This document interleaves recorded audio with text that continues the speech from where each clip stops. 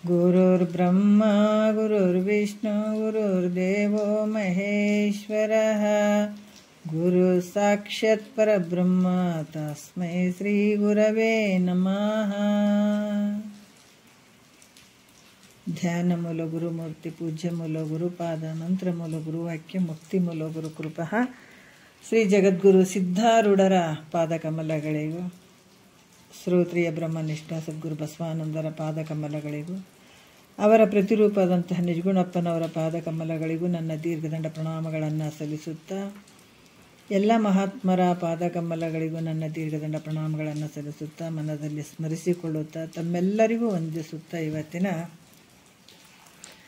ಪರಮಾನುಭವದೇ 4ನೇ ಸಂಧಿ ಇವತ್ತಿನ ಆಧಾರದ ವಿಷಯ 7ನೆಯ ಸೂತ್ರ ಶುರುವಾಗ್ತದೆ. ಭಾಳಷ್ಟು ಅದ್ಭುತವಾದಂಥ ವಿಚಾರಗಳನ್ನು ಹಿಂದಿನ ವಿಷಯದಲ್ಲಿ ಹೇಳಿದರು. ಯಾಕಂದರೆ ಪರಿಚ್ಛಿನ್ನತೆಯಿಂದ ಕೂಡಿದಂಥದ್ದು, ಅನಿತ್ಯಗಳಾದಂಥದ್ದು, ಸದಾದಿ ಅಂದರೆ ಸತ್ತು ಚಿತ್ತು ನಿತ್ಯ ಆನಂದ ಪರಿಪೂರ್ಣದ ಒಂದು ತಟಸ್ಥ ಲಕ್ಷಣದಿಂದ ಅಖಂಡವಾದಂಥ ನಿತ್ಯವಾದಂಥ ಆತ್ಮನ ಸಚ್ಚಿದಾನಂದ ರೂಪತ್ವವನ್ನು ಹೇಳಿದರು. ಇವಾಗ ಅದನ್ನೇ ಹೇಳುತ್ತಾರೆ. ಏನು ಹೇಳ್ತಾರೆ? ನಿರುಪಾಧಿಕ ಸದಾದಿಗಳು ಆತ್ಮನ ಸ್ವರೂಪನೇ ಅದಾವ ಅಂತ ಹೇಳ್ತಾರೆ ಅವರು. ಯಾವ ಉಪಾಧಿನೂ ಇಲ್ಲ ಇದಕ್ಕೆ. ಯಾವುದೇ ಉಪಾಧಿ ಇರದೇ ಇರುವಂಥ ನಿರುಪಾಧಿಕವಾಗಿರುವಂಥ ಈ ಸತ್ತು ಚಿತ್ತು ನಿತ್ಯ ಆನಂದ ಇವು ಆತ್ಮನ ಒಂದು ಸ್ವರೂಪ ಅದಾವ ಅಂತ ಹೇಳ್ತಾರೆ. ಸ್ವರೂಪ ಅಂದರೆ ಹೆಂಗಂತಂದ್ರೆ, ಈಗ ಹಾಲಿಗೆ ಶುಭ್ರತ್ವ, ದ್ರವ್ಯತ್ವಾದಿ, ಆಮೇಲೆ ಈ ಮಧುರತ್ವ, ಇವು ಹಾಲಿನ ಒಂದು ಸ್ವರೂಪ. ಅದು ಹೆಂಗೆ ಹಾಲಿಗೆ ಈ ಥರ ಸ್ವರೂಪ ಇರ್ತಾವೋ ಅದೇ ರೀತಿ ಕೂಡ ಸಚ್ಚಿದಾನಂದ, ಸತ್ತು ಚಿತ್ತು ನಿತ್ಯ ಆನಂದ ಇವುಗಳ ಆತ್ಮನ ಸ್ವರೂಪಗಳೇ ಆಗಿದಾವೆ. ಯಾವುವು ಈ ಒಂದು ಸತ್ತು ಚಿತ್ತು ನಿತ್ಯ ಆನಂದ ಇವು ಆತ್ಮನ ಸ್ವರೂಪ ಅದಾವೆ. ಅದಕ್ಕೆ ಈ ರೀತಿ ಇವು ಯಾವ ರೀತಿ ಅಂದರೆ ನಿನ್ನಲ್ಲಿ ಈ ನಿರುಪಾಧಿಕದಿಂದ ಕೂಡಿದಂತಹ ಈ ಸದಾದಿ ಲಕ್ಷಣಗಳಿಂದ ಕೂಡಿದಂಥದ್ದು ನಿನ್ನ ಸ್ವರೂಪ ಐತೆ ಅಂತ ಹೇಳ್ತಾರೆ. ಅಂದ್ರೆ ಲಕ್ಷಣಗಳು ಲಕ್ಷ್ಯ ಸ್ವರೂಪಗಳಾಗಿದ್ದು ಹೆಂಗೆ ಹೇಳ್ತಾರ? ಸ್ವರೂಪ ಸತ್ ವ್ಯಾವರ್ತಕಂ ಸ್ವರೂಪ ಲಕ್ಷಣಂ ಅಂತ ಹೇಳ್ತಾರೆ. ಸ್ವರೂಪ ಸತ್ ವ್ಯಾವರ್ತಕಂ ಸ್ವರೂಪ ಲಕ್ಷಣಂ ಅಂದ್ರೆ ಲಕ್ಷಣಗಳು ಲಕ್ಷ್ಯ ಸ್ವರೂಪಗಳಾಗಿರುವಂಥದ್ದು ಅನ್ಯಗಳಿಂದ ಬೇರ್ಪಡಿಸಿದರೆ ಸ್ವರೂಪ ಲಕ್ಷಣಗಳು ಆಗ್ತಾವ ಅಂತ ಹೇಳ್ತಾರೆ. ಅನ್ಯಗಳಿಂದ ಅದನ್ನು ಬೇರ್ಪಡಿಸುವಂಥದ್ದು ಆವಾಗ ಸ್ವರೂಪ ಲಕ್ಷಣಗಳು ಆಗ್ತಾವ ಅನ್ನುವಂಥದ್ದನ್ನು ಹೇಳಿ ಇವಾಗ ಇದನ್ನೇ ಹೇಳ್ತಾರೆ. ಇವಾಗ ಏನು ಹೇಳ್ತಾರೆ? 7ನೇ ಸೂತ್ರದಲ್ಲಿ ಭಾಳ ಅದ್ಭುತವಾಗಿ ಹೇಳ್ತಾರೆ. ಮರೆವೇ ಪಿಂಗಿದೊಡೆ ಆತ್ಮವಿದ್ಯೆಯಿಂದ ಅಖಿಳವನರಿವ ಸದಾದಿ ರೂಪನು ತಾನೇ ಅಂತ ಹೇಳ್ತಾರೆ. ಯಾಕಂತಂದ್ರೆ ಯಾವಾಗ ಆತ್ಮವಿದ್ಯೆಯಿಂದ ಅಂದ್ರೆ ಬ್ರಹ್ಮಜ್ಞಾನದಿಂದ, ಮರೆವೆ ಅಂದ್ರೆ ಅಜ್ಞಾನ, ಮರೆವೆ ಅನ್ನುವಂಥದ್ದು ಅಜ್ಞಾನ, ಪಿಂಗಿದೊಡೆ ಅಂದರೆ ನಾಶವಾದರೆ, ಅಖಿಳವನಂದ್ರೆ ಎಲ್ಲವನ್ನು, ಅಸದಾದಿ ಸರ್ವವನ್ನು ಅಂತ ಹೇಳ್ತಾರೆ. ಅಂದರೆ ತಿಳಿಯುವಂಥ ಸತ್ತು ಚಿತ್ತು ಆನಂದ ರೂಪನೇ ತಾನೇ ಆಗಿರುವಂಥವನು. ಹೆಂಗಪ್ಪ ಅಂತಂದ್ರೆ ಸೂರ್ಯೋದಯ ಸಮಕಾಲದಲ್ಲಿ ಸೂರ್ಯ ಬಂದ ತಕ್ಷಣವೇ ಕತ್ತಲೆ ಕೆಡ್ತದಿಲ್ಲ, ಕತ್ತಲಿರ್ತದೆ ಸೂರ್ಯ ಬಂದಾಗ ಇಲ್ಲಲ್ಲ. ಅದ್ರಂಗ ಯಾವಾಗ ಆತ್ಮಜ್ಞಾನ ಆಯಿತು ಅಂದ್ರೆ ಪ್ರತ್ಯೇಕಾತ್ಮದ ಸ್ವರೂಪದ ಜ್ಞಾನ ಆಯಿತು ಅಂದಾಗ ಅಜ್ಞಾನದ ನಿವೃತ್ತಿ ಆಗ್ತದಲ್ಲಿ, ಅಜ್ಞಾನ ನಿವೃತ್ತಿ ಆಗ್ತದೆ. ಜ್ಞಾನ ಅನ್ನುವಂಥ ಸೂರ್ಯ ಹುಟ್ಟಿದ ಮೇಲೆ ಅಜ್ಞಾನ ಅನ್ನುವಂಥ ಕತ್ತಲು ನಾಶ ಆಗ್ತದೆ. ಯಾಕಂದ್ರೆ ಭಾಳಷ್ಟು ಒಂದು ಅಜ್ಞಾನದಲ್ಲಿ ಇರುವಂಥದ್ದು ಇರದೇ ಇರುವಂಥ ಈ ಜಗತ್ತು ಇದ್ದಂಗೆ ತೋರಕತ್ತದ. ಎಷ್ಟು ಗದ್ದಲಕ್ಕೆ ಬಿದ್ದದ ನೋಡ್ರಿ ಈ ಜಗತ್ತು. ಅದಕ್ಕೆ ಈ ಜಗತ್ತಿನ ಒಂದೇನು ಇದೈತಲ್ಲ, ಶರೀರವನ್ನು ಹಿಡ್ಕೊಂಡು ಏನು ವ್ಯವಹಾರ ಎಲ್ಲ ನಡೆದದ ಇವೆಲ್ಲ ಕನಸಿನಂಗೆ ಅಂತ ಹೇಳಿದಾರೆ ಮಹಾತ್ಮರು. ಆರು ನಾನೆಂದು ವಿಚಾರಿಸು ವಿಷಮ ಸಂಸಾರ, ಇದು ಕನಸು ಅಂತ ತಿಳ್ಕೊಂಡಾರ. ಮತ್ತು ಇದು ಕನಸು ಆಗಬೇಕಾಗಿತ್ತಂದ್ರೆ ನಾವು ಗುರು ಮುಖಾಂತರ ತಿಳ್ಕೊಂಡಾಗ ಇದು ನೋಡುವಂಥ ದೃಶ್ಯ ಪ್ರಪಂಚ ಇವೇನು ಕಾಣ್ತಾವಲ್ಲ ಇವೆಲ್ಲ ಸುಳ್ಳು ಅನ್ಸ್ಕೊಳಕ್ಕೆ ಸಾಧ್ಯ ಆಗ್ತದೆ. ಅದಕ್ಕೆ ಇಲ್ಲಿ ಕೂಡ ಅಂತ ಜ್ಞಾನ ಅನ್ನುವಂಥ ಸೂರ್ಯ ಹುಟ್ಟಿದಾಗ ಇದು ಅಜ್ಞಾನ ಅನ್ನುವಂಥ ಅದು ಕತ್ತಲು ನಿವೃತ್ತಿ ಆಗ್ತದೆ. ಈ ದೃಶ್ಯ ಅಸತ್ತು ಜಡ ದುಃಖಾದಿಗಳನ್ನು ಪ್ರಕಾಶ ಮಾಡುವಂಥ ಆತ್ಮನು ತಾನು. ಯಾಕಂದರೆ ಈ ದೃಶ್ಯವಾಗಿ ಏನು ತೋರ್ತದಲ್ಲ ಇವೆಲ್ಲವಾಗ ಈಗ ಮನ್ಯಾಗ ಲೈಟ್ಗಳು ಎಲ್ಲ ಅದಾವೆ, ಬಲ್ಬ್ ಬಲ್ಫ್ಗಳು ಅದಾವ, ಎಲ್ಲ ಮಷಿನ್ಗಳು ಅದಾವೆ, ಎಲ್ಲ ಅದಾವೆ. ಆದ್ರೆ ಅದಕ್ಕೆ ಪ್ರಕಾಶ ಮಾಡುವಂಥದ್ದು ಯಾವುದು? ಕರೆಂಟು. ಅದ್ರಾಗ ಒಂದು ಶಕ್ತಿ ಬಂದಾಗ ಅದು ಪ್ರಕಾಶತೆಯನ್ನು ಪಡೀತದೆ. ಅದೇ ರೀತಿ ಕೂಡ ಈ ದೃಶ್ಯವಾಗಿರುವಂಥದ್ದು ಜಗತ್ತು ಅಸತ್ಯದಿಂದ ಕೂಡ್ಯದ, ಮತ್ತು ಜಡದಿಂದ ಕೂಡ್ಯದ, ಮತ್ತು ದುಃಖಾದಿಗಳಿಂದ ಕೂಡ್ಯದ ಇದು ಜಗತ್ತು. ಆದ್ರೆ ಇದನ್ನೆಲ್ಲ ಪ್ರಕಾಶತೆ ಮಾಡುವಂಥ ಶಕ್ತಿ ಯಾರದಪ್ಪ ಅಂತಂದ್ರೆ ಆತ್ಮಂದು. ಇವೆಲ್ಲವನ್ನ ಪ್ರಕಾಶತೆ ಮಾಡುವಂಥದ್ದು, ಇದರಿಂದನೇ ಇವೆಲ್ಲ ಬೆಳಗ್ತಾವೆ. ಆತ್ಮನ ಒಂದು ಪ್ರಕಾಶತೆಯನ್ನು ಪಡ್ಕೊಂಡೇ ಇವೆಲ್ಲ ಬೆಳಗ್ತಾವೆ. ಅದಕ್ಕೆ ಈ ಉಷ್ಣ, ಪ್ರಕಾಶ, ದಾಹಕ ರೂಪವಾದ ಅಗ್ನಿಯಂತೆ ಯಾವುದು ಉಷ್ಣ ಅನ್ನುವಂಥದ್ದು, ಬಿಸಿ ಸುಡುವಂಥದ್ದು, ಅಗ್ನಿ ಸುಡುವಂಥದ್ದಾಗಿರ್ಬೋದು, ಪ್ರಕಾಶ ಮಾಡುವಂಥದ್ದು, ಬೆಳಕು ತೋರುವಂಥದ್ದಾಗಿರ್ಬೋದು, ದಾಹಕ ಅಂದರೆ ಅದನ್ನು ಹೀರ್ಕೊಳ್ಳುವಂಥದ್ದಾಗಿರ್ಬೋದು. ಇದು ರೂಪವಾದಂಥ ಅಗ್ನಿಯಂತೆ ಈ ಸತ್ತು ಚಿತ್ತು ನಿತ್ಯ ಆನಂದ ಪರಿಪೂರ್ಣ ಇದು ನಿನ್ನ ಸ್ವರೂಪದ ಅದಾವ. ಸತ್ತು ಚಿತ್ತು ನಿತ್ಯ ಆನಂದ ಇವು ಸಚ್ಚಿದಾನಂದ ಸ್ವರೂಪನೇ ಅದಾವ ಅಂತ ಹೇಳ್ತಾರೆ. ಮತ್ತು 1ನೇ ನುಡಿಯಲ್ಲಿ ಹೇಳ್ತಾರೆ, ಏನು ಹೇಳ್ತಾರೆ? ಪರಮಾತ್ಮ ಮತ್ತು ಮಾಯೆ ಅಂದ್ರೇನು, ಪರಮಾತ್ಮ ಅಂದ್ರೇನು, ಅದನ್ನ ಲಕ್ಷಣಗಳು ಏನು ಅನ್ನುವಂಥದ್ದು ಹೇಳ್ತಾರೆ.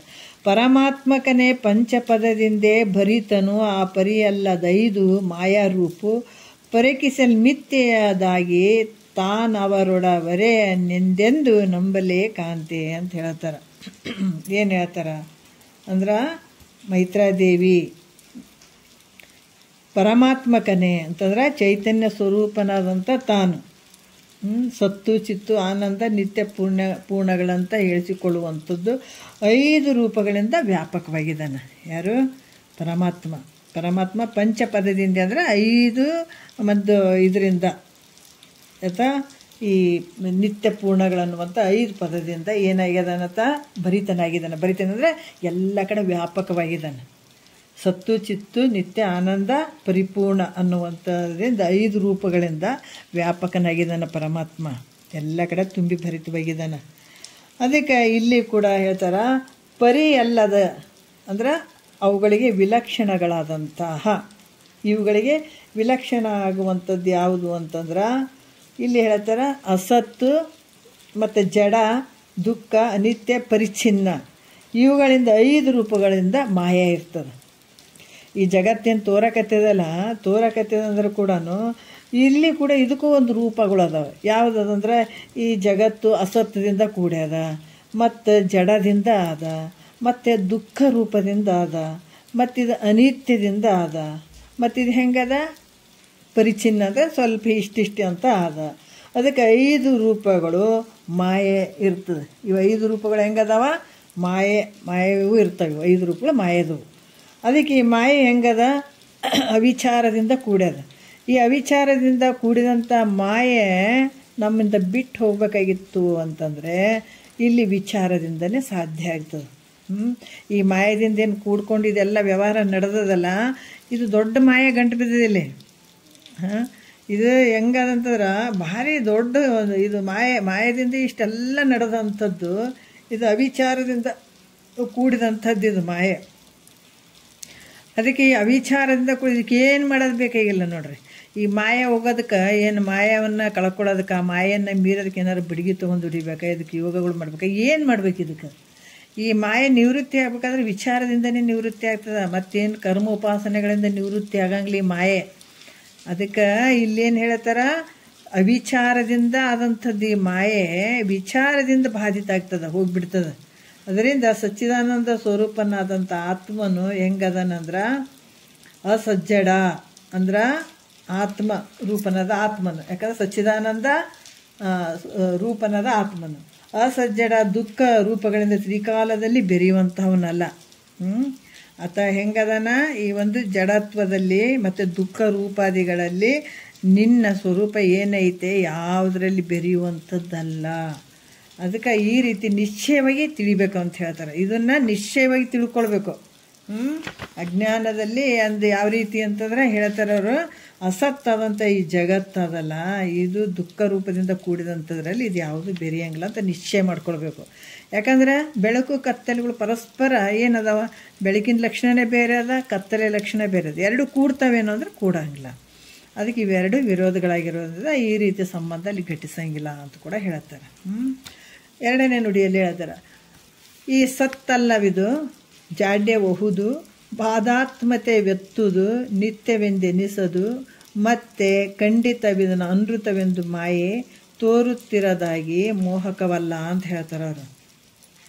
ಅಂದ್ರೆ ಇದು ಹೆಂಗದಪ್ಪ ಅಂದ್ರೆ ಈ ಅಜ್ಞಾನಿ ಜನರ ದೃಷ್ಟಿಗೆ ಮಾಯೆ ಹೆಂಗದಂತಂದ್ರೆ ಅಜ್ಞಾನಿ ಜನರ ದೃಷ್ಟಿಗೆ ಮಾಯೆಯು ಅಸಜ್ಜಡಾತ್ಮಕದಿಂದ ಕೂಡಿದ್ರೂ ಕೂಡ ಅದು ಪ್ರತೀತಿ ಆಗ್ತದೆ. ಯಾರಿಗೆ? ಅಜ್ಞಾನಿಗೆ. ಇದು ಅಸಜ್ಜಡಾತ್ಮಕ ಜಡದಿಂದ ಕೂಡಿರುವಂಥದ್ದು ಇದು ಮಾಯೆ ಇದ್ದರೂ ಕೂಡ ಇದು ಅಜ್ಞಾನಿಗಳ ದೃಷ್ಟಿಗೆ ಪ್ರತೀತಿ ಆಗ್ತದೆ. ಆದರೆ ಜ್ಞಾನಿಗಳ ದೃಷ್ಟಿಗೆ ಇದು ಮಿಥ್ಯೆ ಆಗಿರ್ತದೆ. ಅಜ್ಞಾನಿಗಳ ದೃಷ್ಟಿಗೆ ಜಡವಾದಂಥ ಈ ಜಗತ್ತು ಹೆಂಗದ ಅದು ಸತ್ಯ ಅನ್ನಂಗೆ ತೋರ್ತದೆ, ಪ್ರತೀತಿಯಾಗಿ ತೋರ್ತದೆ. ಆದ್ರೆ ಜ್ಞಾನಿಗಳ ದೃಷ್ಟಿಗೆ ಇದು ಮಿಥ್ಯೆ ಆಗಿರುವಂಥದ್ದು. ಅದಕ್ಕೆ ಸತ್ತಲ್ಲವಿದು. ಇದು ಹೆಂಗದ? ಇದು ಅಸತ್ಯದಿಂದ ಕೂಡ್ಯದ, ಮತ್ತು ಜಡದಿಂದ ಕೂಡಿದಂಥದ್ದದ, ಇದು ದುಃಖ ರೂಪದಿಂದ ಕೂಡಿದಂಥದ್ದೈತೆ, ಇದು ಅನಿತ್ಯವಾಗಿರುವಂಥದ್ದೈತೆ, ಮತ್ತು ಖಂಡಿತ ಇದು ಪರಿಚ್ಛಿನ್ನತೆಯಿಂದ ಕೂಡಿದಂಥದ್ದು. ಇದು ಅನೃತ ಅಂದರೆ ಮಿಥ್ಯೆ ಇರುವಂಥದ್ದು. ನೋಡ್ರಿ, ಇದು ಅಜ್ಞಾನಿಗಳ ದೃಷ್ಟಿಯಿಂದ ಮಾಯೆ ಹೆಂಗದ? ಇದು ಅಸಜ್ಜಡ ದುಃಖ ರೂಪದಿಂದ ತೋರಿದರೂ ಕೂಡ, ಜಡದಿಂದ ತೋರಿದರೂ ಕೂಡ ಇದು ಅವ್ರಿಗೆ ತೋರ್ತದೆ. ಆ ಜಡವಾಗಿರುವಂಥದ್ದು ಈ ಮಾಯೆ ಇದ್ದರೂ ಕೂಡ ಅಜ್ಞಾನಿ ದೃಷ್ಟಿಗೆ ಇದು ತೋರ್ತದೆ. ಮಾಯೆ ಈ ಜಗತ್ತು ತೋರ್ತದೆ. ಆದರೂ ಕೂಡ ಈ ಜ್ಞಾನಿಗಳಿಗೆ ಅಂದರೆ ಶ್ರೇಷ್ಠವಾದಂಥ ಜ್ಞಾನಿಗಳು, ಈ ಸಮ್ಯಕ್ ಜ್ಞಾನಿಗಳ ದೃಷ್ಟಿಯಿಂದ ಅದು ಗಗನ ಕುಸುಮದಂತೆ. ಗಗನದಲ್ಲಿ ಕುಸುಮ ಐತೇನೆ ಅಂದಾದ್ರೆ ನೋಡೋಕ್ಕೆ ಸಾಧ್ಯ ಅದೇನು? ಇಲ್ಲಲ್ಲ. ಜ್ಞಾನಿಗಳ ದೃಷ್ಟಿಲೇ ಇದು ಗಗನ ಕುಸುಮದಂತೆ ತುಚ್ಛವಾಗಿ ಕಾಣ್ತದೆ, ಭಾಳ ಕನಿಷ್ಠವಾಗಿ ಕಾಣ್ತದೆ. ಇಲ್ಲವೇ ಇಲ್ಲ, ವಿಚಾರ ಮಾಡಿದರೆ ಇಲ್ಲವೇ ಇಲ್ಲ, ಅದು ಮಾಯೆ ಇಲ್ಲವೇ ಇಲ್ಲ. ಅಷ್ಟೊಂದು ಕನಿಷ್ಠವಾಗಿ ತೋರ್ತದೆ ಗಗನ ಅದಲ್ಲಿ ಕುಸುಮವಿದ್ದಂಗೆ. ಐತೇನಂದರೆ ಇಲ್ಲವೇ ಇಲ್ಲ. ಅದರಿಂದ ಇದು ಇಲ್ಲವೇ ಇಲ್ಲ. ಆದರೂ ಅಸದಾದಿ ರೂಪದಿಂದ ತೋರ್ತದೆ. ಇದು ಆದರೂ ಕೂಡ ಸ್ವಲ್ಪ ತೋರಿದಂಗೆ ಆಗ್ತದೆ. ಆದರೆ ಸಮ್ಯಕ್ ಜ್ಞಾನದಿಂದ ಮಿಥ್ಯೆ ಆಗ್ಯದ. ಶ್ರೇಷ್ಠವಾದ ಜ್ಞಾನದಿಂದ ವಿಚಾರ ಮಾಡಿ ನೋಡಿದ್ರೆ ಅದು ಮಿಥ್ಯೆನೇ ಆಗಿರುವಂಥದ್ದು ಅಂತ ಹೇಳ್ತಾರೆ ಅವರು. ಇದು ಮತ್ತು ಅತ್ಯಂತ ಅಭಾವವಾಗಿರುವಂಥದ್ದು. ಇಲ್ಲವೇ ಇಲ್ಲ. ಮಾಯ ಅನ್ನುವಂಥದ್ದು ವಿಚಾರ ಮಾಡಿದರೆ ಇಲ್ಲವೇ ಇಲ್ಲ. ಈ ರೀತಿಯಾಗಿ ತಿಳ್ಕೊಳ್ಳುವಂಥದ್ದು. ಮತ್ತು ಮೂರನೇ ನುಡಿಯಲ್ಲಿ ಹೇಳ್ತಾರೆ, ಉಕ್ತ ರೀತಿಯಿಂದ ಮಾಯೆ ಇಲ್ಲದ ಮೇಲೆ ಆ ಮಾಯೆಯು ಅಸಜ್ಜಡಾದಿಗಳಿಂದ ಸಾಪೇಕ್ಷವಾಗಿ ಆತ್ಮನಿಗೆ ಸಚ್ಚಿದಾನಂದಗಳು ಬಂದಿರ್ತಾವಂದು ಹೇಳಲಿಕ್ಕೆ ಬರೋಂಗಿಲ್ಲ ಅಂತ ಶಂಕೆ ಮಾಡಿದ್ರೆ, ಈಗ ಮತ್ತೆ ಹೇಳ್ತಾರೆ ಅವರು, ಸಚ್ಚಿದಾನಂದ ಆತ್ಮ ಸ್ವರೂಪ ಹೆಂಗೈತೆ ಅಂದ್ರೆ ಸ್ವತಃ ಸಿದ್ಧವಾಗಿರುವಂಥದ್ದು. ಈಗ ಮೂರನೇ ನುಡಿಯಲ್ಲಿ ಹೇಳ್ತಾರೆ, ತಾನಲ್ಲದದು ತೋರಿತೆಂಬ ಈ ನುಡಿಯೇ ಮಿಥ್ಯೆ, ತಾನಿದೆ ನರಿದು ನಿಂದೊಡೆ ತನ್ನ ತಾನೇ ಸಿದ್ಧಂಗಳು ತನಗೆ ನಿರ್ಮಲ ಸಚ್ಚಿದಾನಂದ ನಿತ್ಯ ಪೂರ್ಣತೆಗಳು ಅಂತ ಹೇಳ್ತಾರೆ. ಏನು ಹೇಳ್ತಾರೆ ಅಂದರೆ, ತಾನಿಲ್ಲದುದಂದ್ರೆ ತಾನಿರದ್ದು ಪ್ರತೀತಿಯಾಗಿರುವುದೆಂಬ ಮಾತೆ ಸುಳ್ಳಾಗಿರುವಂಥ, ಇರದೇ ಇರುವಂಥದ್ದು ಪ್ರತೀತಿಯಾಗಿ ಅಂದರೆ ಅದು ಸುಳ್ಳೇ ಆಗ್ತದಲ್ಲ. ಯಾಕಂದರೆ ಅದು ಇಲ್ಲೇ ಇಲ್ಲ ಅಂತಂದಾಗ ಮತ್ತು ಪ್ರತೀತಿ ಆಗ್ಯದಂದ್ರೆ ಅದು ಸುಳ್ಳು ಅನಿಸ್ಕೊಳ್ತದೆ. ಅದು ಇಲ್ಲ ಇದ್ರೇ ಅದು ತೋರ್ತದಂತ ಅನ್ಬೋದು. ಇಲ್ಲ ಅಂದಮೇಲೆ ಮತ್ತು ಅದು ತೋರಕತ್ತದ. ಅದಕ್ಕೆ ತಾನಿಲ್ಲದುದು ತೋರಿತೆಂಬ ಈ ನುಡಿಯೇ ಮಿಥ್ಯೆ. ಇರದೇ ಇರುವಂಥದ್ದು ತೋರಕತ್ತದಪ್ಪ ಅಂದರೆ ಈ ನುಡಿಯೇ ಮಿಥ್ಯೆ. ತಾನಿದನ್ನು ಅರಿದು ನಿಂದೊಡೆ ತನ್ನೆ ತಾನೇ ಸಿದ್ಧಂಗಳು ತನಗೆ ತಾನು. ನೋಡ್ರಿ, ಇದನ್ನ ಯಾರು ತಿಳ್ಕೊಳ್ಳುವಂಥದ್ದು? ಮಾಯೆ ಭಾಳ ಕನಿಷ್ಠವಾಗಿರುವಂಥದ್ದು ಇಲ್ಲವೇ ಇಲ್ಲ. ವಿಚಾರ ಮಾಡಿದರೆ ಇಲ್ಲವೇ ಇಲ್ಲ. ಇಲ್ಲದು ತೋರ್ತಂತ ಹೇಳುವಂಥದ್ದು ಕೂಡ ಸುಳ್ಳಾಗ್ತದೆ. ಇರದೇ ಇರುವಂಥದ್ದು ತೋರ್ತಂತ ಹೆಂಗೆ ಹೇಳೋಕ್ಕಾಗ್ತದೆ? ಆದರೆ ಅದು ಸುಳ್ಳಾಗ್ತದೆ. ಮತ್ತು ವ್ಯಾಘಾತ ದೋಷ ಉಳ್ಳಂಥದ್ದಾಗ್ತದೆ, ಹಂಗೆ ಹೇಳಕ್ಕೆ ಬರೋಂಗಿಲ್ಲ. ಈ ರೀತಿ ವಿಚಾರ ಮಾಡಿ ನೋಡಲು ತನಗೆ ಸಚ್ಚಿದಾನಂದಗಳು, ಯಾಕಂದ್ರೆ ಇವು ಸಚ್ಚಿದಾನಂದಗಳು ಇನ್ನೊಂದರ ಒಂದು ಸಾಪೇಕ್ಷೆಯಿಂದ ಬಂದಂಥವಲ್ಲ, ಇನ್ನೊಂದರಿಂದ ಅದು ಆ ವಿಚಾರಗಳನ್ನು ತೊಗೊಂಡಂಥದ್ದಲ್ಲ ಸಚ್ಚಿದಾನಂದಗಳು. ಆದ್ರೆ ಹೆಂಗದ, ಆತ್ಮನ ಒಂದು ಸ್ವರೂಪ ಅದಾವ. ಅದು ಬೇರೆದರಿಂದ ಸತ್ತು ಚಿತ್ತು ನಿತ್ಯ ಆನಂದ ಈ ಬೇರೆ ಮಾಯೆಯಿಂದ ಅಥವಾ ಯಾವುದರಿಂದ ಆ ಸಾಪೇಕ್ಷೆಯಿಂದ ಬಂದಂಥವು ಅದಾವೇನು ಅಂತಂದರೆ ಇಲ್ಲ. ಅವಕ್ಕಿಂತ ಹೆಂಗದಾವ, ಆತ್ಮನ ಒಂದು ಸ್ವರೂಪನೇ ಅದಾವ. ಸಚ್ಚಿದಾನಂದನ ಒಂದು ಆತ್ಮನ ಸ್ವರೂಪವಾಗಿರುವಂಥದ್ದು ಸತ್ತು ಚಿತ್ತು ನಿತ್ಯಾನಂದ ಪರಿಪೂರ್ಣ. ಇವು ಆತನ ಸ್ವರೂಪಗಳೇ ಆಗಿದಾವ ಅಂತ ಹೇಳ್ತಾರೆ ಅವರು. ನಾಲ್ಕನೇ ನುಡಿಯಲ್ಲಿ ಹೇಳ್ತಾರೆ, ಏನು ಹೇಳ್ತಾರೆ ನೋಡೋಣ. ಇಲ್ಲದೆ ಚಿನ್ಮಯನಲ್ಲದೆ ಸುಖರೂಪನಲ್ಲದೆ ನಿತ್ಯನಲ್ಲದೆ ವಿಭುವಲ್ಲದೊಳಂಗನೆ ಬೇರೊಂದು ಭಾವನೆಯಲ್ಲಿ ಸರ್ವಜ್ಞತೆ ಘಟಿಸದು. ನೋಡ್ರಿ, ಯಾಕಂದರೆ ಇಲ್ಲದೆ ಅಂದ್ರೆ ಇಲ್ಲಿ ಸದ್ರೂಪನಾಗದೆ, ಚಿನ್ಮಯನಲ್ಲದೆ, ಸುಖರೂಪನಲ್ಲದೆ, ನಿತ್ಯನಲ್ಲದೆ, ಮತ್ತು ವಿಭು ಮಲ್ಲದೊಡೆ. ನೋಡ್ರಿ ಹೆಂಗದ ಅಂದ್ರೆ ನಿನ್ನ ಸ್ವರೂಪ ಹೆಂಗೈತೆ ಅಂದ್ರೆ ಸದ್ರೂಪ ಐತೆ, ಚಿದ್ರೂಪ ಐತೆ, ಆನಂದ ಐತೆ, ನಿತ್ಯ ಐತೆ, ಪರಿಪೂರ್ಣ. ಹಿಂಗೆ ಆಗದೆ ಹೋಗಿದ್ರ ಬೈ ಚಾನ್ಸ್ ಖಂಡಿತ ಸದಾದಿಗಳೆಲ್ಲವನ್ನೂ ತಿಳಿಯುವ ಸರ್ವಜ್ಞತೆ ಇರ್ತಿರ್ಲಿಲ್ಲ. ಸರ್ವಜ್ಞತೆಯು ತನ್ನಲ್ಲಿರುವುದರಿಂದ ತಾನು ನೋಡ್ರಿ, ಈ ಸರ್ವಜ್ಞ ಎಲ್ಲವನ್ನ ತಿಳಿಯುವಂಥವನು, ಅರಿಯುವಂಥವನು, ಎಲ್ಲ ಕಡೆ ತುಂಬಿರುವಂಥವನು, ನಿತ್ಯವಾಗಿರುವಂಥವನು, ಆನಂದ ಸ್ವರೂಪವಾಗಿರುವಂಥವನು. ಇದೆಲ್ಲನೂ ಇದ್ದದಕ್ಕಾಗಿ ಇವೆಲ್ಲವನ್ನು ತಿಳಿಲಿಕ್ಕೆ ಸಾಧ್ಯ ಆಗ್ಯದ. ತನ್ನಲ್ಲಿರುವುದರಿಂದ ತಾನು ಸದಾದಿ ರೂಪನಂತ ಅನ್ನುವಂಥದ್ದು ಸಿದ್ಧವಾಗ್ತದೆ. ಯಾಕಂದ್ರೆ ಈ ಸತ್ತು ಚಿತ್ತು ನಿತ್ಯ ಆನಂದ ಪರಿಪೂರ್ಣವಾಗಿರುವಂಥದ್ದು ನಿನ್ನ ಸ್ವರೂಪ ಅದ. ಇವು 5 ಇದ್ದದಕ್ಕಾಗಿ ಎಲ್ಲ ಕಡೆ ಭರಿತವಾಗಿರುವಂಥದ್ದು, ನಿತ್ಯವಾಗಿರುವಂಥದ್ದು, ಪರಿಪೂರ್ಣ, ಇವೆಲ್ಲ ರೀತಿಯಿಂದ ತೋರ್ತದೆ.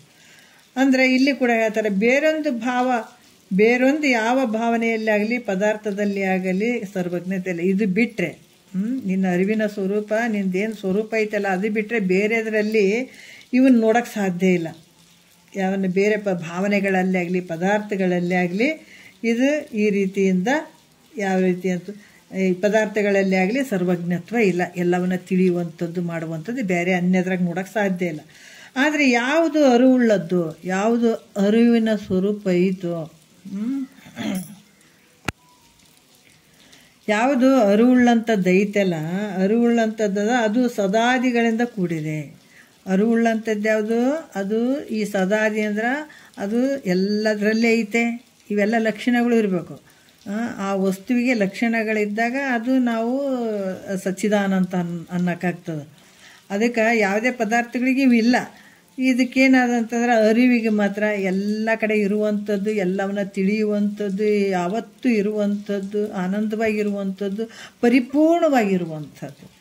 ಇಂಥ ಲಕ್ಷಣಗಳಿಂದ ಯಾವುದು ಕೂಡಿರ್ತದೆ ಅದು ಅರಿವು, ಅದು ಅರಿವುಳ್ಳದ್ದು ಅಂತ ಹೇಳ್ತಾರೆ. ಅದು ಸಚ್ಚಿದಾನಂದಗಳಿಂದ ಕೂಡಿದಂಥದ್ದು. ಯಾವುದು ಸದಾದಿಗಳಿಂದ ಕೂಡಿದೆಯೋ, ಈ ಲಕ್ಷಣಗಳಿಂದ ಕೂಡಿದೆಯೋ ಅದು ಅರಿವುಳ್ಳದ್ದಾಗ್ತದೆ. ಈ ರೀತಿಯಾಗಿ ಹೇಳಿರುವಂಥದ್ದು. ಮತ್ತು ಇವಾಗ ಹೇಳ್ತಾರೆ, ಇದನ್ನೇ ನೋಡೋಣ ಈ ಪದ್ಯದಲ್ಲಿ. ಯಾಕಂದರೆ ಈ 5 ಲಕ್ಷಣಗಳು ಅದಕ್ಕೆ ಇರಬೇಕು. ಅರಿವಿನ ಸ್ವರೂಪಕ್ಕೆ ಇದು 5 ಲಕ್ಷಣಗಳದಾವ. ಅದಕ್ಕೆ ನಮ್ಮ ಸ್ವರೂಪ ಹೆಂಗೈತೆ? ಎಲ್ಲ ಕಡೆ ವ್ಯಾಪಕ ಐತೆ ಮತ್ತು ಆನಂದ ಐತೆ. ಯಾವುದು ಒಂದು ಉಪಾಧಿಗಳು ಬೆರಿದೇ ಇರುವಂಥದ್ದು, ದುಃಖಗಳು ಬೆರಿದೇ ಇರುವಂಥದ್ದು ನಮ್ಮ ಸ್ವರೂಪ. ಸ್ಫಟಿಕ ಹೆಂಗಿರ್ತದ ಹಂಗಿರುವಂಥದ್ದು ನಮ್ಮ ಸ್ವರೂಪ. ಅದರ ಯಾವುದು ಮಿಶ್ರ ಇಲ್ಲ, ಯಾವುದು ತೋರಂಗಿಲ್ಲ. ಈಗ ಅರಿವಿನ ಸ್ವರೂಪ, ಯಾಕಂದರೆ ಸ್ಫಟಿಕದ ಮುಂದೆ ಯಾವುದೋ ಒಂದು ಕಲರ್ ಹೂವು ಇಟ್ಟರೆ ಅದು ಸ್ಫಟಿಕ ಅದೇ ಕಲರ್ ಕಾಣಿಸ್ತದೆ. ಅದೇ ರೀತಿ ಕೂಡ ನಿನ್ನ ಅರಿವಿನ ಸ್ವರೂಪ ಕೂಡ ಸ್ಫಟಿಕ ಇದ್ದಂಗೆ ಐತೆ. ಅದರಲ್ಲಿ ಯಾವುದು ಬೆರ್ತಿಲ್ಲ, ಉಪಾಧಿಯಿಂದ ಬೆರ್ತಂಗೆ ಕಾಣಿಸ್ತದೆ. ಈಗ ಸ್ಫಟಿಕದ ಮುಂದೆ ಒಂದು ಹೂವು ಇಟ್ಟರೆ ಅದು ಒಳಗೆ ಐತೇನೋ? ಇಲ್ಲ, ಹೊರಗಡೆ ಆದ್ರೆ ಉಪಾಧಿ ಅದರಲ್ಲಿ ತೋರಿಸೋದಕ್ಕಾಗಿ ಐತೇನಪ್ಪ ಅಂತ ಅನ್ನಿಸ್ತದೆ. ಆದರೆ ನಿಜವಾಗಿ ಇಲ್ಲಿ ಒಳಗೆ ಐತೇನೋ? ಇಲ್ಲ. ಅದೇ ರೀತಿ ಕೂಡ ನಿನ್ನ ಸ್ವರೂಪ ಹೆಂಗೈತೆ ಅಂದರೆ ಬಹಳ ಪರಿಶುದ್ಧವಾಗಿರುವಂಥದ್ದು. ಇದು 5 ಲಕ್ಷಣಗಳೇ ಕೂಡ್ಕೊಂಡಿರುವಂಥದ್ದು ಈ ಅರಿವಿನ ಸ್ವರೂಪ. ಹೆಂಗಂದರೆ ಎಲ್ಲ ಕಡೆ ತುಂಬಿದೆ, ಹೌದಾ? ಮತ್ತು ಎಲ್ಲ ವಸ್ತುಗಳಲ್ಲಿ ಪ್ರತಿಭೆ ಅಣುರೇಣು ತುಣಕಾಷ್ಟದಲ್ಲಿರುವಂಥದ್ದು ಇಲ್ಲಿ ಇರುವಂಥದ್ದು. ಮತ್ತು ನಿತ್ಯವಾಗಿರುವಂಥದ್ದು. ಒಂದು ಕಾಲದಾಗ ಐತಪ್ಪ, ಒಂದು ಕಾಲದಾಗಿಲ್ಲ. ಒಂದು ಊರಾಗ ಐತಪ್ಪ, ಇನ್ನೊಂದು ಊರಾಗಿಲ್ಲ. ಒಂದು ವಸ್ತುವಿನಲ್ಲಿ ಐತೆ, ಇನ್ನೊಂದು ವಸ್ತುವಿನಿಲ್ಲ ಅನ್ನಂಗಿಲ್ಲ. ದೇಶ ಕಾಲ ವಸ್ತುವಲ್ಲಿ ತುಂಬಿ ಭರಿತವಾಗಿರುವಂಥದ್ದು. ಇಂಥ ಕಾಲ ಅಂತ ಅನ್ನುವಂಥದ್ದಲ್ಲ, ಅಂಥದ್ದನ್ನುವಂಥದ್ದಲ್ಲ.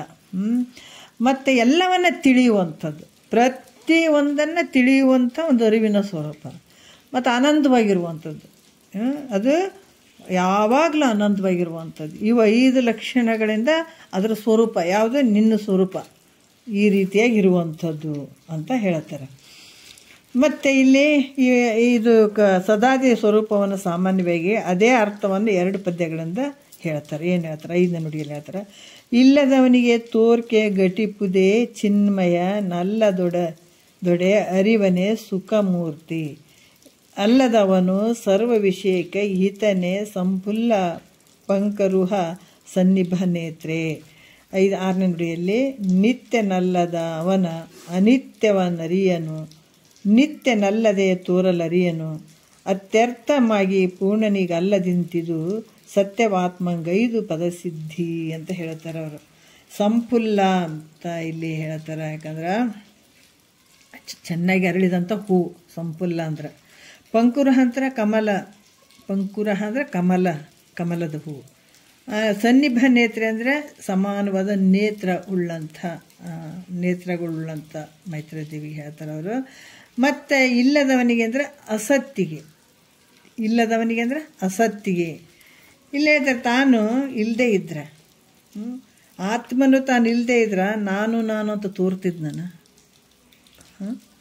ಎಲ್ಲದಕ್ಕೂ ಪ್ರತಿಯೊಂದು ಹುಟ್ಟಿನಿಂದ ಸಾಯೋವರೆಗೂ ನಾನು ಅಂತಲೇ ವ್ಯವಹಾರ ಮಾಡ್ತೀವಿ. ಎಲ್ಲ ಪ್ರತಿಯೊಂದರಲ್ಲಿ ವ್ಯವಹಾರ ಮಾಡ್ತೀವಿ. ಅದಕ್ಕೆ ಇಲ್ದಿದ್ರೆ ನಾನು ಅಂತ ಎಂದಾದರೂ ತೋರ್ತಿದ್ನೇನು ಅಂದರೆ ಇಲ್ಲ. ಅದಕ್ಕೆ ಎಲ್ಲದಕ್ಕೂ ನಾನು ಅಂತ ಏನು ಇದು ವ್ಯವಹಾರ ಮಾಡಕತ್ತೇನಲ್ಲ, ಈ ನಾನೆಂದು ತೋರುವಂಥ ಈ ಪ್ರಸಿದ್ಧವಾಗಿ ಏನು ತೋರ್ತದಲ್ಲ, ಇದು ಸದ್ರೂಪನಿದ್ದಾನೆ ಅಂತ ತಿಳ್ಕೊಳ್ಬೇಕಾಗ್ತದೆ ನೋಡ್ರಿ. ಯಾಕಂತಂದ್ರೆ ಇದು ಸದ್ರೂಪ.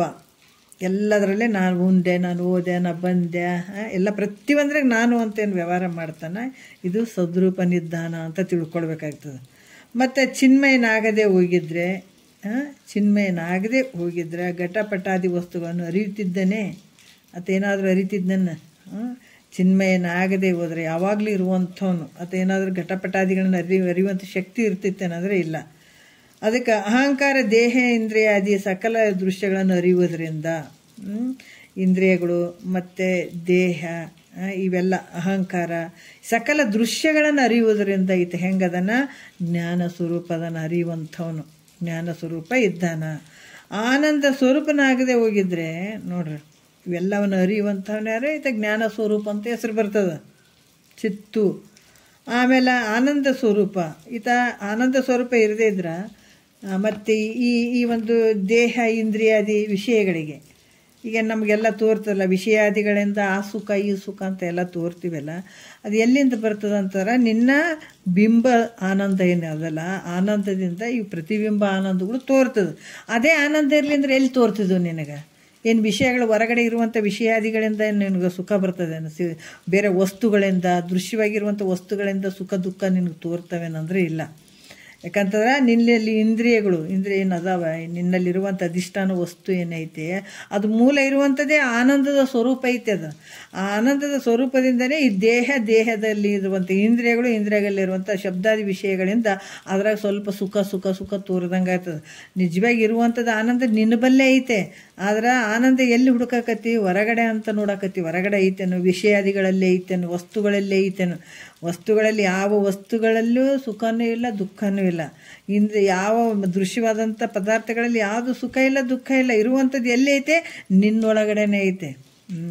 ಯಾವಾಗ ಆನಂದದ ಒಂದು ಸ್ವರೂಪನೇ ನಿನ್ನಲ್ಲಿ ಅಡಿಗೆ ಅದಲ್ಲ, ಅದಕ್ಕೆ ಇಲ್ಲಿ ದೇಹ ಇಂದ್ರಿಯಾದಿ ವಿಷಯಗಳಿಗೆ ಸುಖರೂಪನೇ ಆಗಿದ್ದಾನೆ. ಒಂದು ವೇಳೆ ಅದು ಆನಂದ ಇರಲಿಲ್ಲ ಅಂದ್ರೆ ಈ ವಿಷಯಗಳಿಗೆ ಸುಖರೂಪನಾಗ್ತಿರ್ಲಿಲ್ಲ. ಆತ್ಮನು ಸಕಲಕ್ಕೂ ಸುಖರೂಪನಾಗಿರುವುದರಿಂದಲೇ ಆನಂದ ರೂಪನ. ಯಾಕಂದ್ರೆ ಆತ್ಮ ಹೆಂಗದಾನ, ಸಕಲಕ್ಕೂ ಸುಖರೂಪದಿಂದ ಅದಾನ. ಅದಕ್ಕೆ ಆತ ಆನಂದ ಸ್ವರೂಪದಾನ. ಅದಕ್ಕೆ ಇಲ್ಲೇ ಹೇಳ್ತಾರ ಏನಂತ ಹೇಳ್ತಾರೆ, ಆತ್ಮನ ಆನಂದದಿಂದಲೇ ಸರ್ವ ಜೀವಿಗಳು ಜೀವಿಸ್ತಾ ಇದ್ದಾವ. ಎಲ್ಲಕ್ಕೂ ಮೂಲ ಜಗತ್ತಿನೊಳಗೆ ಆನಂದ ಸುಖ ಅಂತ ನಾವು ಏನು ಅನ್ಕೊಳಕತ್ತೀವಿ, ಮೂಲ ಇರುವಂಥ ಆನಂದ, ಬಿಂಬ ಆನಂದ ಏನು ಐತಲ್ಲ, ಆನಂದದಿಂದನೇ ಈ ಜಗತ್ತಿನೊಳಗೆ ನೋಡ್ರಿ ಸೂರ್ಯ ಬರ್ತಾನೆ. ಮೂಲ ಒಬ್ಬ ಸೂರ್ಯ ಮೇಲ್ಗಡೆ ಅದಾನ, ಆದರೆ ಸೂರ್ಯನ ಒಂದು ಪ್ರಕಾಶತೆ ಎಲ್ಲ ಕಡೆ ಐತೆ. ಭಾಳ ಮಂದಿ ಅದಾರನ್ನು ಸೂರ್ಯರು ಅಂದರೆ ಇಲ್ಲ, ಎಲ್ಲ ಕಡೆ ಆತನ ಒಂದು ಪ್ರತಿಬಿಂಬ ಬೀಳ್ತಾ ಇದ್ದಾವ. ಇಲ್ಲಿ ಸೂರ್ಯನ ಒಂದು ಪ್ರತಿಬಿಂಬ. ಅದ್ರಂಗೆ ಇಲ್ಲಿ ಕೂಡ ಆನಂದ ಸ್ವರೂಪ ಇರುವಂಥದ್ದು ನಿನ್ನಲ್ಲೇ ಐತೆ, ಆದರೆ ಎಲ್ಲ ಕಡೆ ತೋರ್ದಂಗೆ ಆಗಕತ್ತದ. ಆದರೆ ಅವೆಲ್ಲ ಸತ್ಯ ಏನಂದರೆ ಮಿಥ್ಯೆ ಅದಾವ. ಈ ರೀತಿಯಾಗಿ ಭೂತಾನಿ ಜೀವಂತಿ ಅಂತ ಹೇಳ್ತಾರೆ.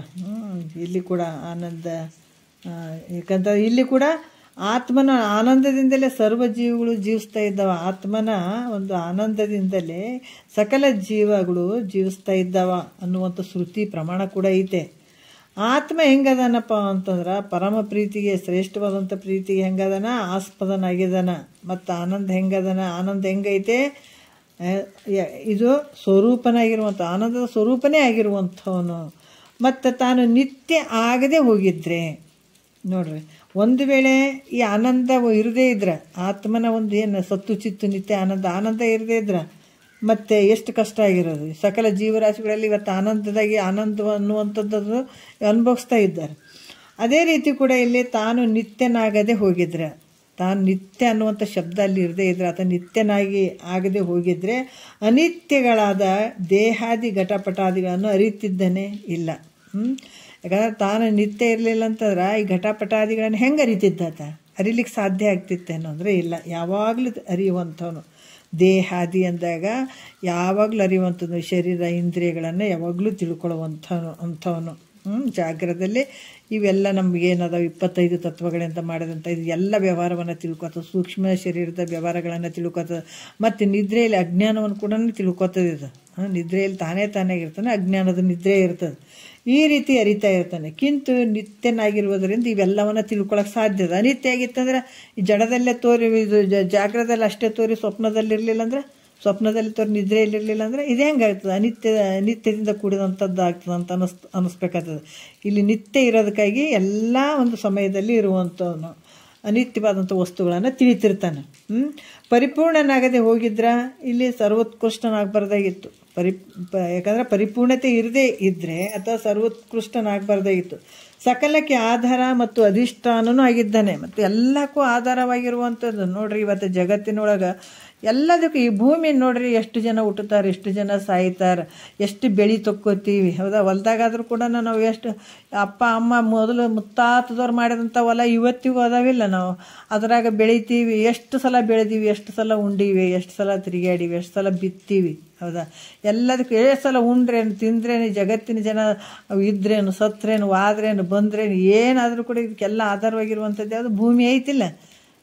ಇದನ್ನೆಲ್ಲವನ್ನ ಆಕಾಶ ಕೂಡ ಅಷ್ಟೇ ಪರಿಪೂರ್ಣವಾಗಿರುವಂತಹ ಆಕಾಶ, ಎಲ್ಲಕ್ಕೂ ಸಾಕ್ಷಿ ರೂಪವಾಗಿ ಅದಾವ ಇವು. ಅದಕ್ಕೆ ಇಲ್ಲಿ ಕೂಡ ಇದು ಎಲ್ಲದಕ್ಕೂ ಏನು ಜಗತ್ತಿನಾಗ ಇವೆಲ್ಲ ಹೆಂಗದವಪ್ಪ ಅಂತಂದ್ರೆ, ಈ ಸಮುದ್ರ ನೀರಲ್ಲಿ ತೆರೆನೋರೆಗಳು ಕಾಣ್ತಾವೆ, ತೋರ್ತಾವಿಲ್ಲ, ಬಂದು ರಬ್ಬಸ್ವಾಗಿ ಬಂದಂಗೆ ಆಗ್ತದೆ, ಆದಂಗೆ ಆಗ್ತದೆ. ಅವು ಸತ್ಯ ಏನಂದ್ರೆ ಮಿಥ್ಯ ಅದಾವ. ಅದ್ರಂಗೆ ಇದೆಲ್ಲ ಇಂದ್ರಿಯಗಳು ಬಂದು, ದೇಹ ಬಂತು, ಇಂದ್ರಿಯಗಳು ಬಂತು, ಸುಖ ಆಯಿತು, ದುಃಖ ಆಯಿತು, ಜನನ ಆಯಿತು, ಮರಣ ಆಯಿತು, ಎಲ್ಲಟು ನಡೆದಾವಿಲ್ಲ. ಈ ಜಗತ್ತು ತೋರ್ತಂದ್ರೆ ನಿನ್ನ ಪಾಪ ಪುಣ್ಯಕ್ಕೆ ಅನುಸಾರವಾಗಿ ಏನು ಅನುಭವಿಸೋಕೆ ಬಂದಿದೆಯಲ್ಲ, ಈ ಜಗತ್ತು ತೋರ್ದಂಗೆ ಆಗ್ತದೆ ನಿನ್ನೊಳಗೆ ಅದು. ಮತ್ತು ನೀವು ಸಪ್ರೇಟ್ ಮಾಡಂಗಿಲ್ಲ ಈ ಜಗತ್ತನ್ನು ಕೂಡ. ಎಷ್ಟು ಅದ್ಭುತ ನೋಡ್ರಿ. ಇದು ಬಹಳ ಎಷ್ಟು ಜಟಿಲತ್ವದಿಂದ ಕೂಡಿದಂಥ ವಿಷಯಗಳಿವು. ಈ ಜಗತ್ತೇನಾದ್ರೂ ಹೊರಗೈತೆ, ನಾನು ನೋಡೋಕೆ ಹೋಗ್ತಲ್ಲ, ಹೊರಗೋಯ್ತಾನೆ, ನಿನ್ನೊಳಗೆ ಐತದ. ನೀನು ಮನಸ್ಸಿಟ್ಕೊಂಡು ಕಣ್ಣಿಟ್ಕೊಂಡು ಅಲ್ಲಿ ನೋಡಿದಾಗ ಈ ಜಗತ್ತು ತೋರ್ದಂಗೆ ಆಗ್ತದೆ. ಮನಸ್ಸು ಕಣ್ಣು ಎಲ್ಲ ಬಂದ್ ಮಾಡಿಬಿಡು, ತೋರ್ತದನಿದು ತೋರಂಗಿಲ್ಲ. ಅದಕ್ಕೆ ಈ ಜಗತ್ತು ನಿನ್ನೊಳಗೆ ಐತಪ್ಪ, ಇದು ದೂರ ಏನಿಲ್ಲ. ಅದಕ್ಕೆ ಹೆಂಗೈತೆ ಅಂದ್ರೆ ನೀ ಪೂರ್ಣನಾಗಿದ್ದು ಹೋಗಿದ್ರೆ ಸರ್ವೋತ್ಕೃಷ್ಟನಾಗ್ತದೆ. ಯಾಕಂದ್ರೆ ಮತ್ತಿದು ಸಕಲಕ್ಕೂ ಇದು ಆಧಾರ. ಇವೆಲ್ಲ ಏನು ಶರೀರ ತೋರ್ದಂಗೆ ಆಕತ್ತದ, ಮನಸ್ಸು ತೋರ್ದಂಗೆ ಆಕತ್ತದ, ಇದೆಲ್ಲ ಸುಖ ದುಃಖ ಇವೆಲ್ಲ ತೋರಕತ್ತೇವಂದ್ರೆ ಇದಕ್ಕೊಂದು ಅಧಿಷ್ಠಾನ ಒಂದು ಐತೆ, ಆಧಾರವಾಗಿರುವಂಥದ್ದು ಐತೆ. ಇದಕ್ಕೆ ಅಂಥ ಸ್ವರೂಪನೇ ನೀನಿದೆ, ನಿನ್ನ ಸ್ವರೂಪ ಇದು. ಎಲ್ಲದಕ್ಕೂ ಆಧಾರ ಸ್ವರೂಪ ಆಗಿರುವಂಥದ್ದು ಯಾವುದು? ನಿನ್ನ ಸ್ವರೂಪನೇ. ಈ ನಿನ್ನ ಸ್ವರೂಪದಲ್ಲಿ ಇವೆಲ್ಲ ತೋರ್ದಂಗೆ ಆಗಕತ್ತಾವ, ತೋರ್ದಂಗೆ ಆಗಿ ಅಡಿಗ್ಬಿಡ್ತಾವೆ. ಅದರಿಂದ ಈತ ಹೆಂಗದಾನ? ಎಲ್ಲಕ್ಕೂ ಆಧಾರವಾಗಿರುವಂಥವನು ಪರಿಪೂರ್ಣನಾಗಿದ್ದಾನ. ಅದಕ್ಕೆ ಸತ್ತು ಚಿತ್ತು ಆನಂದ ನಿತ್ಯ ಪರಿಪೂರ್ಣಗಳೆಂಬ 5 ಪದಗಳು ಆತ್ಮನ ಸ್ವರೂಪವೇ ಆಗಿದ್ದಾವಿವು. ಇಷ್ಟೆಲ್ಲ ಈ ಸ್ವರೂಪದಿಂದ ಕೂಡಿದಕ್ಕಾಗಿ ಈ ಸತ್ತು ಚಿತ್ತು ನಿತ್ಯ ಆನಂದ ಪರಿಪೂರ್ಣ ಸ್ವರೂಪವೇ ಆಗಿರುವಂಥದ್ದು ಅಂತ ಹೇಳ್ತಾರೆ. ಅಂದರೆ ಈ 5 ಸದಾದಿಗಳು ಬೇರೊಂದರಿಂದ ಸಾಪೇಕ್ಷ ಬಂದಿಲ್ಲ, ಬೇರೆ ವಸ್ತುವಿನಿಂದ ತೊಗೊಂಡಂಗಾಗ್ಯದ. ಇದು ಬೇರೆ ವಸ್ತುವಿಂದ ಏನಾದರೂ ನಮ್ಗೆ ಬಂದಾವೇನು, ಅದರಿಂದ ಬಂದಾವೇನು ಅಂದರೆ ಹಂಗಲ್ಲದು. ಯಾಕಂದ್ರೆ ಇವು ಬೇರೊಂದು ಸಾಪೇಕ್ಷೆಯಿಂದ ಬಂದಿಲ್ಲ. ಇವಕ್ಕಿರೋದೇ ಆತ್ಮನಿಗೆ ಬೇರೆ ಇಲ್ಲ ಇದು. ಯಾಕಂದ್ರೆ ಸದಾದಿ ಅದ್ರ ಸ್ವರೂಪನೇ ಅದಾವ, ಅದ್ರ ಬೇರೆ ವಸ್ತುಗಳಿಂದ ಬರುವಂಥವಲ್ಲ ಇವು. ಸತ್ತು ಚಿತ್ತು ನಿತ್ಯ ಆನಂದ ಪರಿಪೂರ್ಣವಾಗಿರುವಂಥದ್ದು ಅದು ನಿನ್ನ ಸ್ವರೂಪದ್ದೇ ಐತೆ ಹೊರತಾಗಿ ಬೇರೊಂದಿಲ್ಲ. ಇವು 5 ಸದಾದಿಗಳು ಬೇರೊಂದರಿಂದ ಸಾಪೇಕ್ಷವಾಗಿ ಬಂದಿಲ್ಲ, ಆತ್ಮನಿಗೆ ಬೇರೆಯಾಗಿಲ್ಲ. ಇವು ಹೆಂಗದಾವ? ಆತ್ಮನ ಬಿಟ್ಟು ಬೇರೆ ಅದಾವೇನಂದ್ರೆ ಇಲ್ಲ, ಆತ್ಮನಲ್ಲೇ ಇರುವಂಥವು. ಇದು ಸದಾದಿಗಳು ತಮ್ಮೊಳಗೆ ಬೇರೆಯಾಗಿಲ್ಲ. ಯಾಕಂದ್ರೆ ಇದು ನಿನ್ನೊಳಗೆ ಇದು ಬೇರೆಯಾಗಿಲ್ಲ, ಅದು ನಿನ್ನ ಸ್ವರೂಪನೇ ಐತಿ. ಕಿಂತು ಅದು ಹೆಂಗದ? ಆ ಸದಾದಿಗಳು ಆತ್ಮನ ಸ್ವರೂಪನೇ ಅದಾವ. ಹೆಂಗದ ಹಾಲಿಂದು ಮಧುರತ್ವ ಅದ, ಅದು ದ್ರವ್ಯ ನೀರಿರಂಗ ಅದ, ಮಧುರತ್ವದಿಂದ ಕೂಡದ ಬೆಳ್ಳಗದೆ. ನಾವೇನು ಅದು ಹಾಲಿನ ಸ್ವರೂಪ ಅಂತ ಹೇಳ್ತೀವಲ್ಲ, ಅದ್ರಂಗೆ ಸತ್ತು ಚಿತ್ತು ನಿತ್ಯ ಆನಂದ ಪರಿಪೂರ್ಣ ಬೇರೆ ವಸ್ತುಗಳ ಸಾಪೇಕ್ಷೆಯಿಂದ ಬಂದಂಥದ್ದಲ್ಲ, ಇದು ಆತ್ಮನ ಸ್ವರೂಪನೇ ಅದವಪ್ಪ ಅಂತ ಹೇಳ್ತಾರೆ ಅವರು. ಈ ರೀತಿಯಾಗಿ ತಿಳ್ಕೊಳ್ಳುವಂಥದ್ದು 7ನೇದರಲ್ಲಿ ಹೇಳ್ತಾರೆ. ಈಗ ಸಚ್ಚಿದಾನಂದಗಳು ಆತ್ಮನ ಸ್ವರೂಪಗಳಾಗಿದ್ದಾವೆ ಹೊರತಾಗಿ ಸಾಪೇಕ್ಷ ಆಗುಂತಕ ಗುಣಗಳಲ್ಲ ನೋಡ್ರಿ. ಮತ್ತು ಇನ್ನೊಂದರಿಂದ ಪಡ್ಕೊಂಡದ ಆ ಶಕ್ತಿಗಳನ್ನು ಅದು ಅಲ್ಲಿಂದ ಬಂದದ ಅಂತ ಹೇಳ್ಕೊಳಕ್ಕೆ ಸಾಧ್ಯ ಇಲ್ಲ. ಮತ್ತು ಇವು ಗುಣಗಳು ಆಗಕ್ಕೆ ಸಾಧ್ಯ ಇಲ್ಲ. ಸ್ವರೂಪನೇ ಬೇರೆ, ಗುಣಗಳನ್ನೇ ಬೇರೆ. ನಾವಿಲ್ಲಿ ಅರ್ಥ ಮಾಡ್ಕೋ, ಸ್ವರೂಪನೇ ಬೇರೆ, ಗುಣನೇ ಬೇರೆ. ಅದಕ್ಕೆ ತಿಳಿ, ಶೈತ್ಯ, ಕಾಂತಿ, ಧವಳ, ನಿರ್ಮಲಾನಂದ, ಕುಳಮಿವು, ಬೆಳದಿಂಗಳಿರವೆಂಬ ಓಲು ಸಚ್ಚಿದಾದಿಗಳ ಆತ್ಮರೂಪವು ನೀರೇ ಬಳಿಕೆನಲಹುದೇ ತದ್ಗುಣವೆಂದು ಅಂತ ಹೇಳ್ತಾರೆ. ಏನು ಹೇಳ್ತಾರೆ?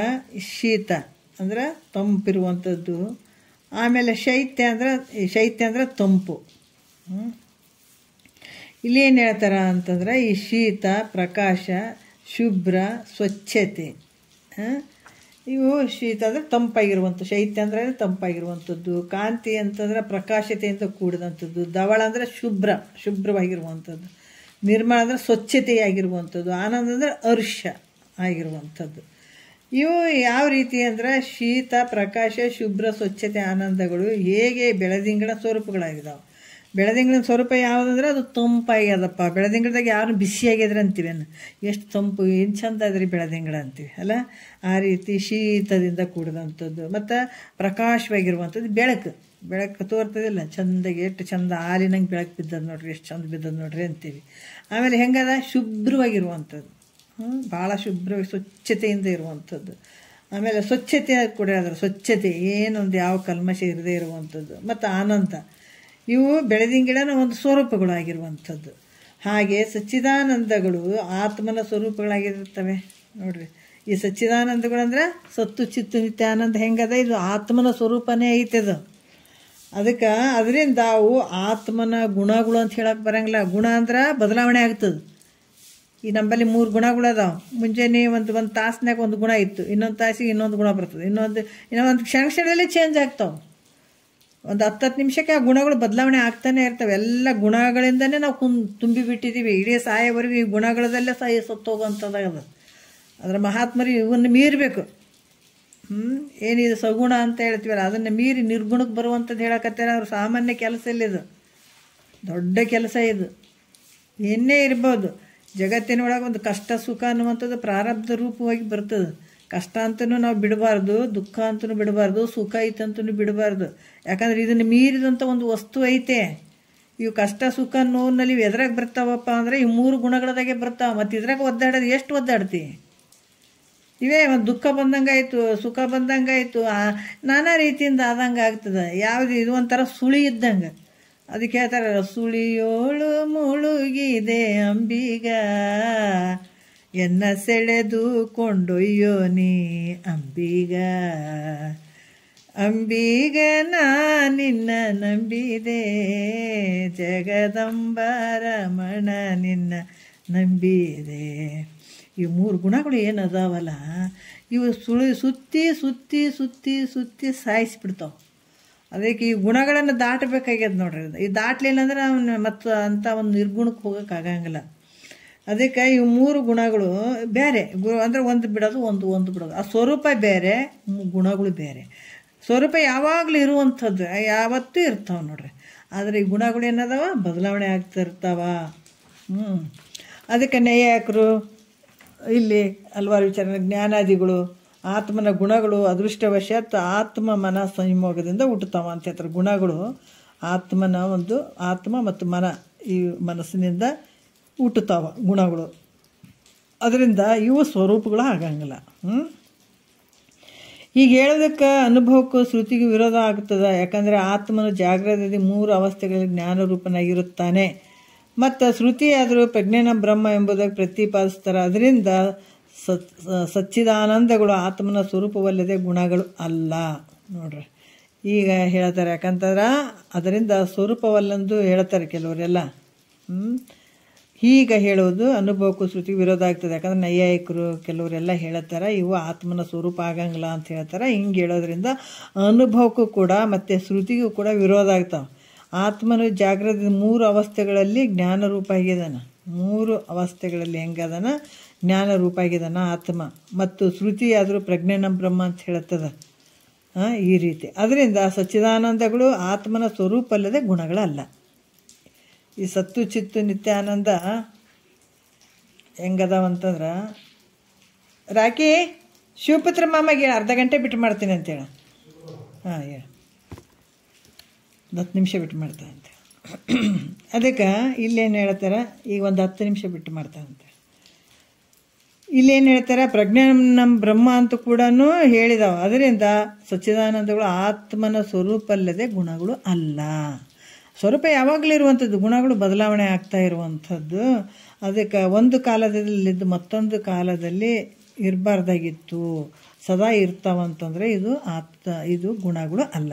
ಯಾವುದು ಸಚ್ಚಿದಾನಂದ ಸತ್ತು ಚಿತ್ತು ನಿತ್ಯಾನಂದ ಇವು ಗುಣಗಳು ಅಲ್ಲ, ಸ್ವರೂಪನೇ ಅದು. ನೋಡು, ಆತ್ಮನ ಒಂದು ಸ್ವರೂಪ, ಪರಬ್ರಹ್ಮನ ಒಂದು ಸ್ವರೂಪ ಅಂತ ಇಲ್ಲಿ ಕೂಡ ಹೇಳುತ್ತಾರೆ.